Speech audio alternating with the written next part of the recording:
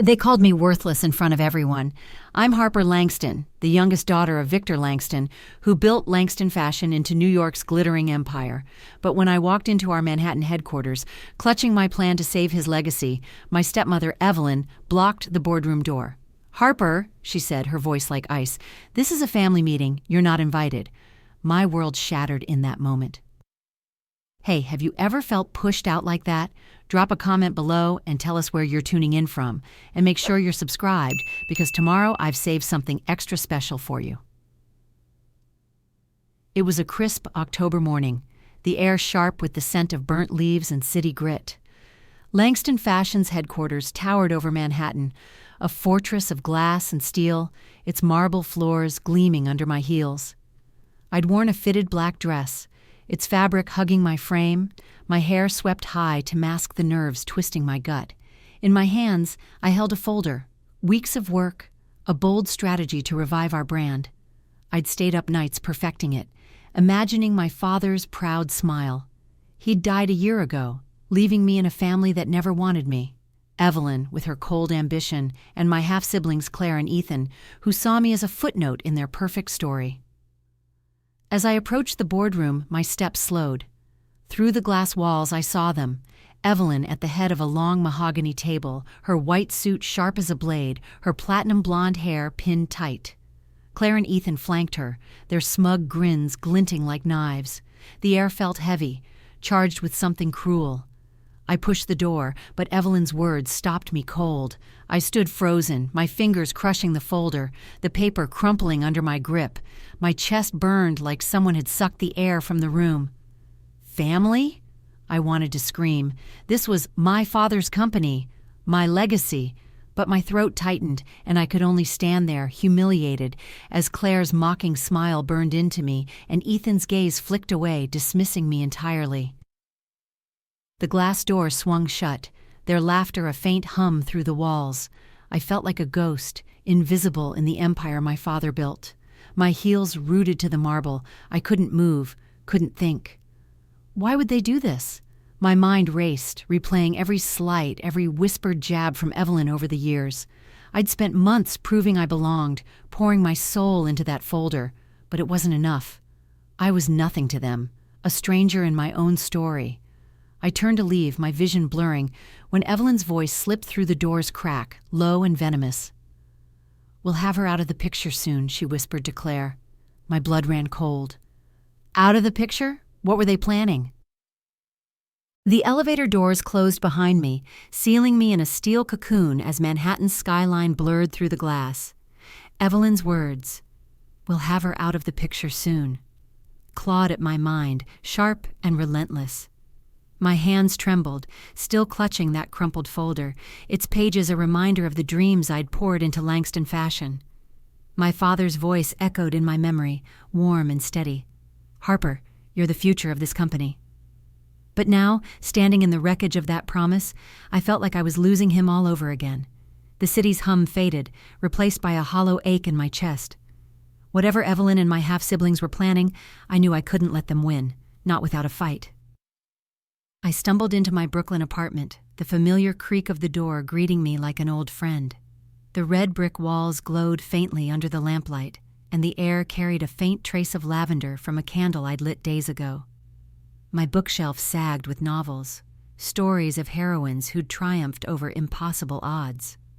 I wanted to be one of them, but as I sank onto the couch, my father's photo staring back from the coffee table, I felt more like a child lost in a storm. How could they do this? I wondered, my fingers tracing the frame of his smiling face. How could they tear apart everything he built? The city's distant sirens wove through my thoughts, a reminder that New York never slept, even if my world was crumbling. Then my phone buzzed, slicing through the silence. A text from an unknown number. "Check your email. You need to see this."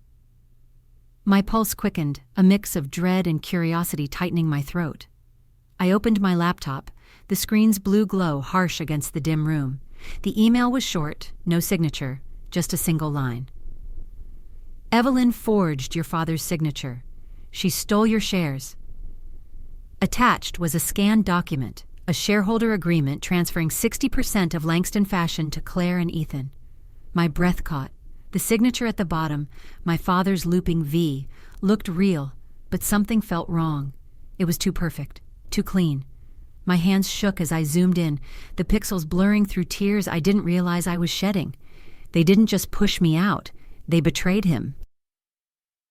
I replied to the mystery sender, my fingers fumbling over the keys. "Who are you? How do you know this?" Minutes later, a response. "Meet me at the Beanery, 7 p.m. Come alone." The Beanery was a tiny cafe a few blocks away, a place I'd gone with my father when I was a kid, sharing hot chocolate and sketching dress designs on napkins. The memory stung, but I knew I had to go. I pulled on a gray sweater and jeans, the soft fabric a shield against the rawness I felt inside. The Brooklyn streets were alive with evening chatter, the air thick with the smell of street vendor pretzels and diesel. My sneakers scuffed the pavement, each step heavier than the last. What if this is a trap? I thought, glancing over my shoulder. But I had no choice. I needed answers. Inside the Beanery, the scent of roasted coffee wrapped around me, warm and grounding. Golden light spilled from mismatched lamps, casting soft shadows on the wooden tables. I spotted her immediately. Emma, a longtime employee who'd worked for my father since I was a teenager. Her worn coat hung loosely on her frame, and her eyes darted nervously, like she was afraid of being followed. She slid a folder across the table, her voice low. "This is the real will, Harper. Your father left you 50% of the company." I opened it, my hands trembling. There it was, in his unmistakable handwriting, my name in bold. My throat tightened, a sob threatening to escape. He believed in me, but Evelyn had buried it, locked it away to steal my birthright. Emma leaned closer, her breath shaky. "Evelyn's working with a shady lawyer," she whispered, her words barely audible over the cafe's hum. "If you don't act fast, you'll lose everything." My mind spun. A lawyer? What else was Evelyn hiding? I thanked Emma, slipping the folder into my bag, its weight both a burden and a spark of hope. As I stepped back into the chilly night, the city's lights twinkling like distant stars, I knew I needed help. I pulled out my phone and dialed Sophia, a lawyer I'd met at a charity gala, young, fierce, and unafraid of a fight. Her voice was crisp, confident. "Send me the documents, Harper. If this is real, we'll take them down." The folder from Emma felt like a ticking bomb against my chest as I walked back to my apartment, the Brooklyn night wrapping around me like a heavy cloak. The city's pulse, honking cabs, distant laughter, faded into a dull hum, drowned out by the weight of what I'd learned. Evelyn hadn't just pushed me out of Langston Fashion. She'd forged my father's will, stolen my inheritance, and now, with a shady lawyer in her pocket, she was plotting to bury me for good. My sneakers scuffed the cracked sidewalk, each step fueling a fire in my gut. I wasn't just fighting for my place anymore. I was fighting for my father's legacy, for the truth he'd entrusted to me. But as I climbed the stairs to my apartment, the lavender-scented air doing little to calm my racing heart, I couldn't shake the fear. What if I was already too late? The next morning, my phone buzzed relentlessly, each notification a fresh stab. I sat on my couch, the red brick walls of my apartment glowing faintly in the dawn light, and opened the first alert. A headline from a glossy fashion magazine screamed, "Harper Langston, the lost child of a fashion empire." My stomach churned as I read on. They called me unstable, an addict, a liability who'd squandered my father's trust. Lies, every word of them. But they burned like acid. They didn't just want the company, I thought, my fingers gripping the phone until my knuckles whitened. They wanted to destroy me. The article quoted insiders I'd never met, painting me as a reckless girl who'd stumbled into a world she didn't belong in. I pictured Evelyn's cold smile, her platinum hair gleaming as she fed these vipers her poison. My chest tightened, rage and shame battling inside me. I wanted to scream, to smash the phone against the wall, but I forced myself to breathe. They want me to break. I won't give them that. I met Sophia at her law office later that day, the city skyline sprawling beyond her massive windows. The room was a study in power: polished walnut desk, black leather chairs, the faint scent of expensive coffee lingering in the air. Sophia, in a bold red dress that matched her fierce energy, leaned over the folder from Emma, her eyes scanning the real will with laser focus. "This is solid, Harper," she said, her voice steady but laced with excitement. "But we need more: emails, records, anything tying Evelyn to the forgery." I nodded, my hands clasped tightly in my lap, the leather chair cool against my skin. Sophia's confidence was a lifeline, but the magazine's lies still gnawed at me. What if the world believes them, I wondered, my gaze drifting to the glittering towers outside. What if I'm already ruined? That night, I made a decision. If Evelyn was playing dirty, I had to fight fire with fire. Emma had given me a keycard to the Langston fashion office, a relic from her years under my father.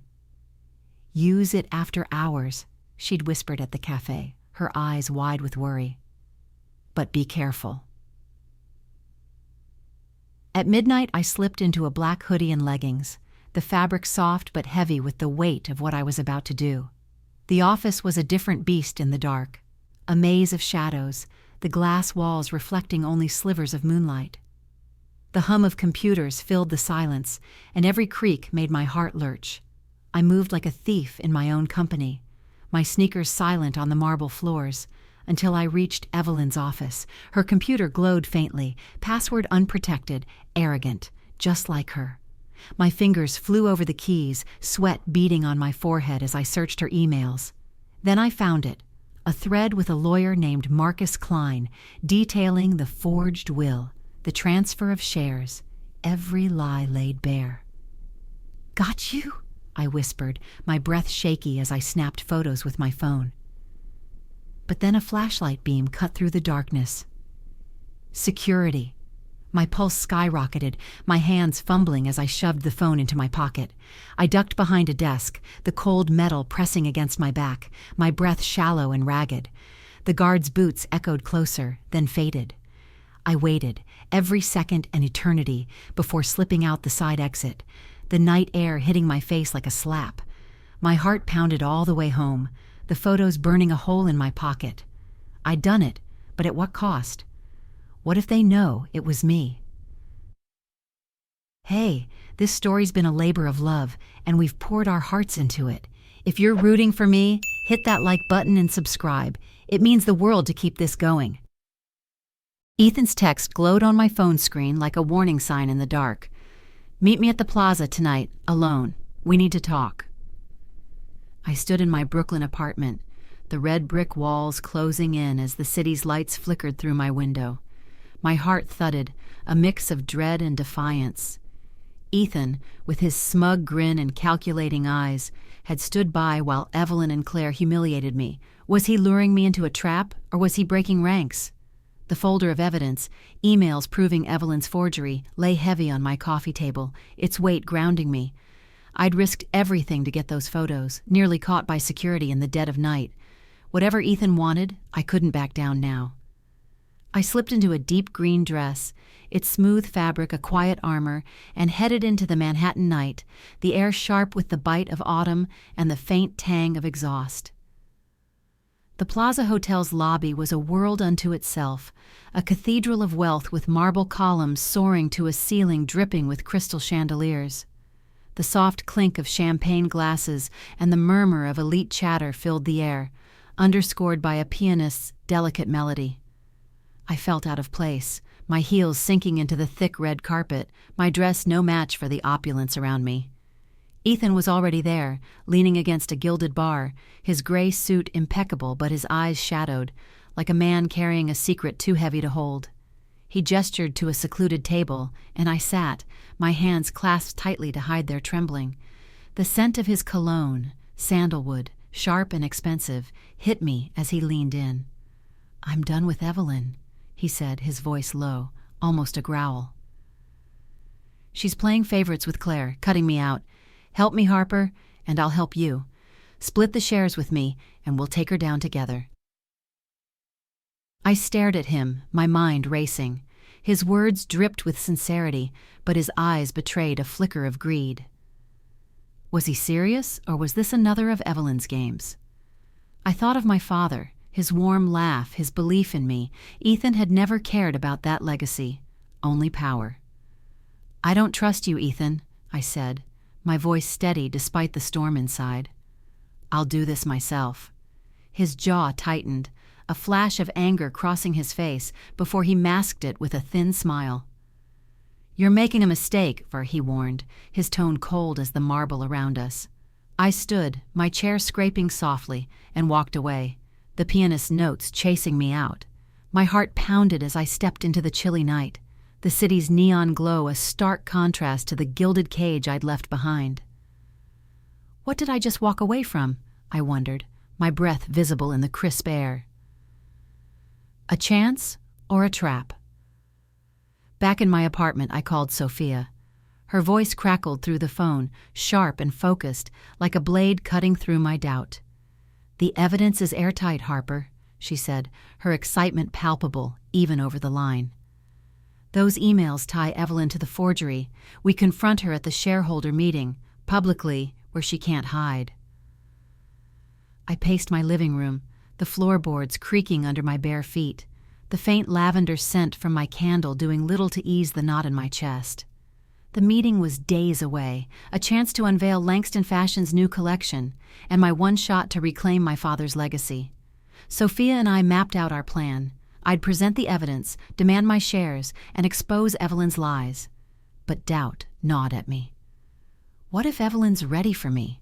I thought, my fingers tracing the edge of the folder. What if she's one step ahead?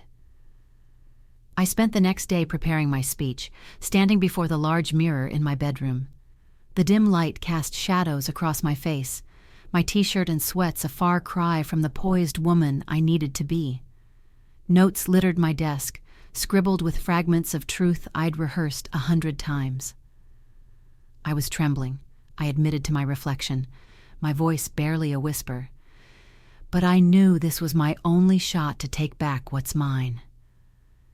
Each word felt like a brick, building a wall against the fear that threatened to swallow me. I pictured my father's smile, his hand on my shoulder, and held on to that image like a lifeline. Then, the night before the meeting, my phone rang, an unknown number. My heart skipped as I answered, the silence on the other end heavy, oppressive. A voice, low and distorted, finally spoke. "Think you can beat Evelyn? She's got a surprise for you." The line went dead, and I stood frozen, the phone still pressed to my ear. My apartment felt smaller, the walls pressing in, the city's distant hum now a menacing drone. What was Evelyn planning?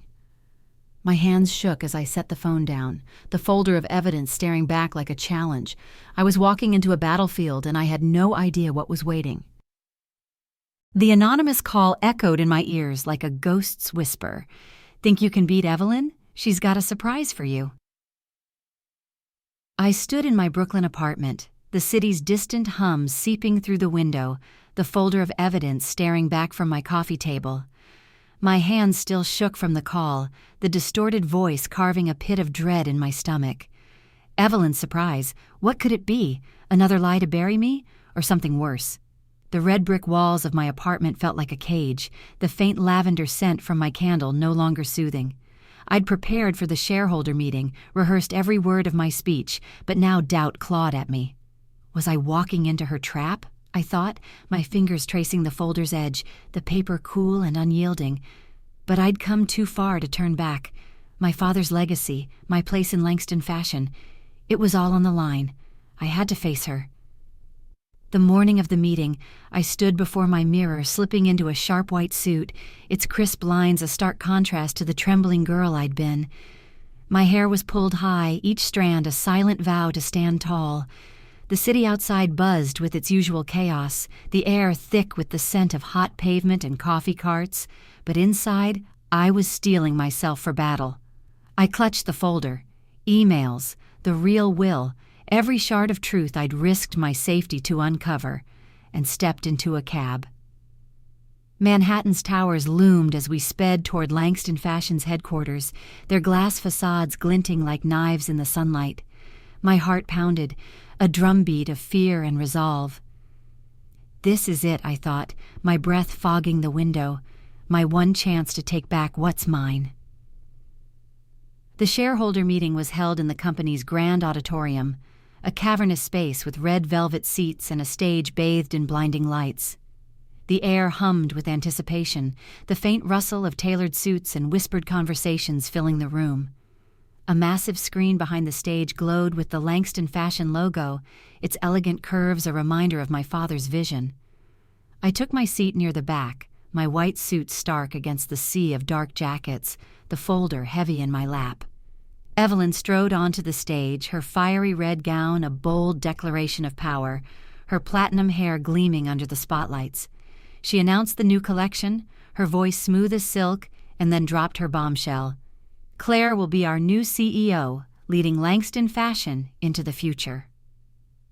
The room erupted in applause, but my blood ran cold. Claire, smug in her gray dress, stood to accept the praise. They're rewriting my father's legacy, I thought, my nails digging into my palms. I couldn't wait another second. I stood, my heels clicking on the polished floor, and walked toward the stage, the folder clutched like a shield. The auditorium fell silent, hundreds of eyes boring into me. Evelyn's smile faltered, a crack in her perfect mask. I have proof my father's will was forged, I said, my voice ringing clear, though my knees trembled. I held up the folder, my hands steady despite the storm inside. Evelyn stole my inheritance, and these emails prove it. I handed the evidence to an assistant who projected it onto the screen. The forged signature, the emails with her shady lawyer, every lie was laid bare, magnified for all to see. Gasps rippled through the crowd, shareholders shifting uneasily in their seats. Evelyn's face paled, her red gown suddenly garish under the harsh lights. "This is absurd," she snapped, her voice sharp but unsteady. "You're delusional, Harper." Then came the twist I never saw coming. Claire stood, her gray dress catching the light, her eyes wavering between fear and something else, resolve. "She's telling the truth," Claire said, her voice soft but firm. Evelyn manipulated me, too. I didn't know about the forgery until recently. The room exploded in murmurs, shareholders whispering furiously. My jaw dropped, my heart racing. Claire, standing with me? I'd never trusted her, never expected this. For a moment I saw my father in her eyes, a flicker of the family we might have been. Evelyn's composure shattered, her hands gripping the podium as she tried to deflect, but the shareholders weren't listening. They demanded answers, their voices a rising tide. I seized the moment, stepping forward, the stage lights warm on my face. "I'm Victor Langston's daughter," I declared, my voice stronger than I'd ever heard it. "I demand my rightful place, 50% of the shares, and the right to restructure this company." The room hung in suspense, the air thick with tension. Then, one by one, shareholders nodded, their approval a wave that drowned Evelyn's protests. She was ousted, her red gown a fading ember as she stormed off the stage. I stood there, the folder still in my hands, feeling a rush I'd never known. I'd done it, I thought, my chest swelling with pride. I'd taken back my father's dream. Sophia's words hung heavy in the air. Evelyn siphoned millions offshore. I stood in my Brooklyn apartment, the red brick walls glowing faintly under the lamplight. The folder of evidence now a relic of a battle I'd won. The city's hum drifted through my window, a reminder that life moved on, even as my victory felt bittersweet. Evelyn was gone, ousted from Langston Fashion, her red gown a fading memory. But the truth about the stolen funds gnawed at me. Should I chase her down? Drag every secret into the light? I paced the creaking floorboards, my bare feet cold against the wood, the faint lavender scent from my candle grounding me. In the end, I chose to let her fade into oblivion. My father's legacy wasn't about revenge, it was about building something better. I'd fought for my place, and now it was time to make it mine. I threw myself into restructuring Langston Fashion. From my new office, a sleek space with floor-to-ceiling windows overlooking Manhattan's glittering skyline, I hired diverse designers, young visionaries from Brooklyn to Bombay, their sketches bursting with color and courage. I pushed for sustainable materials, replacing fast fashion with fabrics that told a story of care. The air in the office buzzed with creativity, the scent of fresh coffee mingling with the soft rustle of sketch pads. My team moved with purpose, their laughter a stark contrast to the cold boardroom where Evelyn once ruled. I wore a tailored navy blazer, its crisp lines a symbol of my new role, but inside I carried my father's warmth, his belief in me guiding every decision. This is what he wanted, I thought, my fingers tracing the folder of brand strategies I'd once clutched, now a cornerstone of our revival. The pinnacle came at New York Fashion Week, a night that felt like a dream. The runway blazed with lights, a long white strip cutting through a sea of velvet chairs, packed with editors, influencers, and buyers. A giant screen behind the stage glowed with the Langston fashion logo, its elegant curves a tribute to my father's vision. I stood backstage, my flowing white silk dress shimmering under the spotlights, my heart pounding with a mix of nerves and pride. The music swelled, a pulsing beat that shook the air, and our models strode out, each design a story of resilience, from vibrant saris to tailored coats in earthy greens. The crowd's gasps and applause washed over me, their energy electric. I caught Claire's eye in the front row, her gray dress understated, her nod a quiet acknowledgement of our fragile truce. We're not family yet, I thought, but maybe someday. I also founded a scholarship in my father's name, a fund to lift young designers who'd never had a chance. I pictured kids like me, sketching dreams on napkins, now with a path to the runway. The first recipient, a shy girl from Harlem, sent me a thank you note that left me in tears, her words a reminder of why I'd fought. This is my legacy, I thought, my chest swelling with a warmth I hadn't felt since my father's laugh filled our old Brooklyn cafe. On the final night of Fashion Week, I stepped onto the runway myself. The lights were blinding, the crowd a blur of clapping hands and flashing cameras. My white dress flowed like water, its silk cool against my skin. I paused at the runway's end, the music fading to a soft hum, and looked out at the sea of faces. For the first time, I didn't feel like a ghost or a stranger. I was Harper Langston, the woman who'd taken back her father's dream and made it her own.